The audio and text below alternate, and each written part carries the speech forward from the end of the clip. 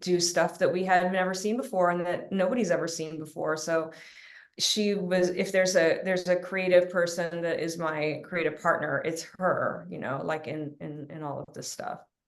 So Well, a lot of your early work was, in fetishes and like traveling for, fetish magazines. Like, where do you think we are? Everyone has fetishes. Like, where are we today? Like, is there still this stigma against, fetishes? Like, do you think the world is more accepting now or completely accepting?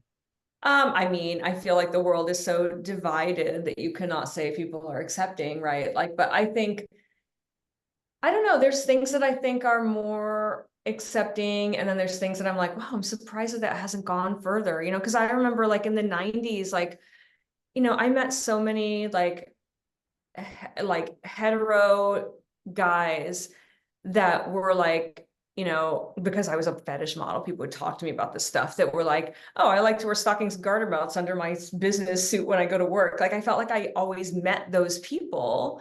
And I think like nobody talks about those people anymore. It's like everyone talks about like, being transgendered and drag and all of these things, but like people kind of like I was trying to describe someone that I had recently met, and I was like, he's not a they them, he's him. He's he him. He likes to wear lipstick and he likes to wear mini skirts and high heels, but he's like, I'm Dave. And I was like, you can't put labels on people. And sometimes people forget that like there's still things that I go like nobody like that's still I feel like that's still a little bit under the radar because the hetero guys that are like to wear women's clothing, for instance, they're kind of like still like nobody's mentioning that or knows about that, or I don't know, it's like still kind of hidden, or people feel like they have to hide that stuff. I wish that was more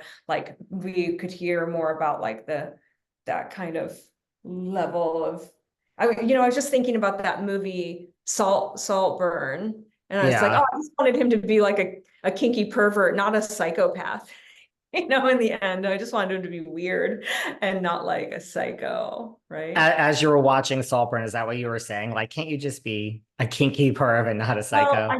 I just wanted like in the end, in the wrap up, I was kind of like, oh, come on. Like I just wanted, maybe it's because I love like art house movies, but then it became a thriller and I was like, oh, I just wanted to be weird. I just wanted him to be like weird guy was like licking the bathtub thing, like it's just to be a little bit weird.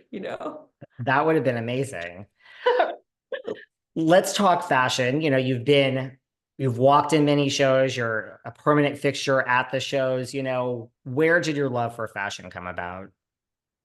I think, well, I first started dressing in vintage because I couldn't in high school. I went to like a high school where a lot of my friends had all like the designer jeans and the cool shoes and like even in a fancy car. And I was like, I didn't have that life and I couldn't have any of those things. So I started dressing in vintage and, buying my 99-cent Wet and Wild red lipstick to have like glamour on a budget. And shopping vintage so that I could emulate what I saw in magazines. Like, I'd buy bullet bras so I could be like, I'm wearing a Jean Paul Gaultier look today. Or I'd buy a corset because it was, Vivienne Westwood style. So, and like 40s suits and having them tailored to a corset so that I'd have that like Westwood look. So I just always loved like things that were rare and exquisite and made me feel different. And I liked dressing different from other people.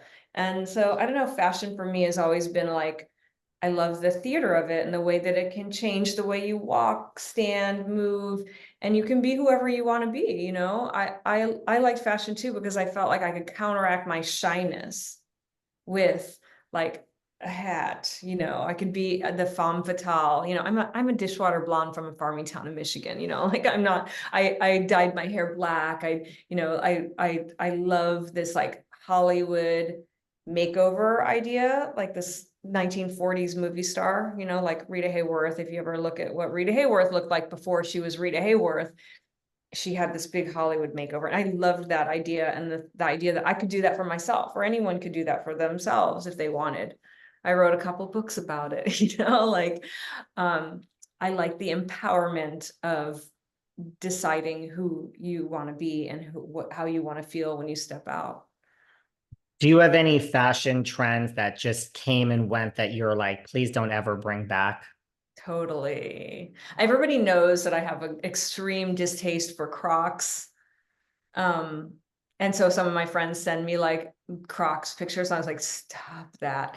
The like, the UGG boots as fashion thing. Cause like I also like went to high school in Orange County and my boyfriend was a surfer and all those like surf guys wore UGG boots to the beach at 4 o'clock in the morning to catch some waves. And so I was always like, oh God, I didn't expect to see this footwear as fashion paired with a mini skirt. So I don't know, but I also think like, I have my things that make me feel good about myself. And I can respect other people's fashion choices. I just am not like a fan of being assaulted by like, unkempt feet in a like mandal or, like a mandal, things like that. I don't really love. I don't like things that are kind of like bad mannered fashion where you're like, oh, wow. Did I really need to see that much of your, I'm okay to never see anyone in Crocs ever myself, right? personally. Okay. I mean, they're gardening shoes, right? I don't understand. I've never worn them. I would never wear them. I'm shocked that as many people still do tend to wear them, like you just even around just to kind of do errands and stuff. I don't understand it personally. Yeah, I don't either. But hey, more power to them. If we're all the same, it would be really boring. It would be really boring. I mean, I don't speaking want of to wear my running, shoes, I right, don't like want. more power to everyone that wants to wear Crocs, right? Yeah, go ahead. And it's also helpful you can find your tribe that way by wearing clothes you both like sometimes. So like it's maybe some kind of signal to other people of what you're about. So I like having the warning. Just put it out there. I'm gonna I get get killed. it. People are like, I love Crocs. I'm like, okay, I don't care. I have a right to not like everything. I am not into Crocs myself at all. Speaking of running errands, we never see pictures of you, at the grocery store in sweats. I'm sure this has come up before, like, in jeans. Like, it's funny because, like, I referenced Prince earlier. Like, Prince was really one of those who believed, like, when I leave the house, I am Prince, period, the end. Let's do it up. Like, is that a conscious decision? Do you just not like sweats and jeans? I read somewhere, I don't know if this is true, that you once you hired a stylist and she suggested on the first day that you wear jeans and you fired her. I don't know if that's true, but that's Yeah, what I read. she was like my like ex-husband's stylist and I love her. I'm still friends with her. But yeah, I think I had a pair of like 1930s shoes. She's like, these would be so cute with jeans. And I was like, needle on the record. But so I've never hired a stylist for anything. I've like collaborated with stylists on like photo shoots and things like that, but I never had a personal stylist. I just always liked having personal relationships with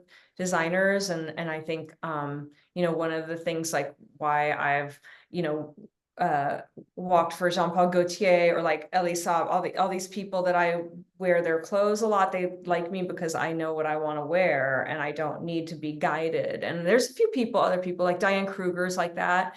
She like doesn't work with a stylist. She's very like direct with the fashion houses that she wants to wear their clothes. I think so. I just always I don't know. I feel like I